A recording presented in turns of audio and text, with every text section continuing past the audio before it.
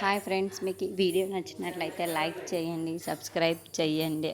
హాల్లో కూర్చొని చదువుకొని ఉంటారు వైష్ణవి వాళ్ళు. ఇంకా అక్కడ ధర వచ్చి నేను ఇక్కడ నుండి టీవీ చూసుకోవాలి, మీరు వేరే రూమ్లో వెళ్ళి చదువుకోండి అని చెప్పేసి అంటాడు. ఆ మాటలు వినగానే అక్కడున్న వెన్నెల వైష్ణవి వాళ్ళైతే లేదు, మేము ఇక్కడే చదువుకుంటాం, నువ్వు ఇంకెక్కడికైనా వెళ్ళిపో అని చెప్పేసి అలా వాళ్ళందరూ మాట్లాడుకుంటూ ఉంటారు. ఇంతలో అక్కడికి విష్ణు వచ్చి ఏం జరిగింది అని చెప్పేసి అడుగుతూ ఉంటాడు. ఆ మాటలకి అక్కడున్న ధర అయితే నేను ఇక్కడ టీవీ చూసుకోవాలనుకుంటున్నాను, వీళ్ళని ఎక్కడికైనా పంపించేసే విష్ణు అని చెప్పేసి అంటుంది. అక్కడున్న విష్ణు అయితే వెన్నెల వైష్ణవి మన రూమ్లోకి వెళ్ళి మీరు చదువుకోండి, ఇక్కడ ధర టీవీ చూసుకుంటా అంటుంది కదా, అందుకే మీరు మన రూమ్లో చదువుకోండి అని చెప్పేసి అంటూ ఉంటాడు. ఆ మాటలు వినగానే అక్కడున్న వాళ్ళందరూ ఒక్కసారిగా షాక్ అయిపోతూ ఉంటారు.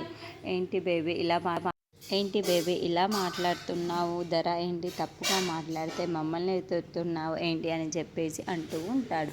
ఆ మాటలు వినగానే అక్కడున్న విష్ణు అయితే ఎందుకమ్మా మన రూమ్లోకి వెళ్ళి చక్కగా చదువుకోండి, ఇక్కడ ఎందుకు అని చెప్పేసి గెంటేస్తూ ఉంటాడు. ఆ మాటలు వినగానే అక్కడున్న వెన్నెల వైష్ణవి వాళ్ళైతే చాలా బాధపడుతూ అక్కడి నుండి వేరే రూమ్లోకి వెళ్తే విష్ణు మీద కోపంతో వెళ్ళిపోతూ ఉంటారు. ఇంతలో అక్కడున్న వరలక్ష్మి అయితే ఏంటి అని ఏం మాట చేస్తున్నావు, ధర తప్పు చేసే పిల్లల్ని ఎందుకు తిడుతున్నావు, పిల్లల మీద ఎందుకు కోపం చూపిస్తున్నావు అని చెప్పేసి అంటూ ఉంటుంది.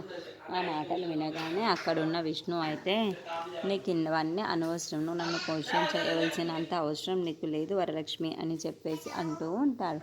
ఆ మాటలు వినగానే ఆయన నువ్వు నా విషయంలో కానీ పిల్లల విషయంలో కానీ జోక్యం చేయాల్సిన వీల్లేదు వరలక్ష్మి అని చెప్తున్నాడు.